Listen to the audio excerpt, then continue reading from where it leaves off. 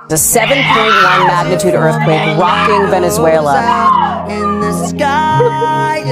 At least 188 people have died, and hundreds more are believed to be trapped. Earthquake experts warn the death toll could top 10,000 as families frantically search by flashlight for their loved ones. At least 25,000 are still unaccounted for.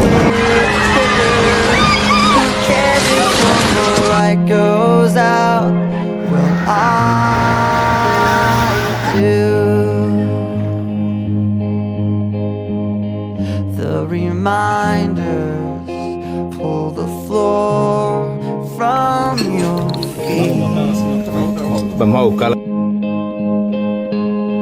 In the kitchen, one more chair than you need.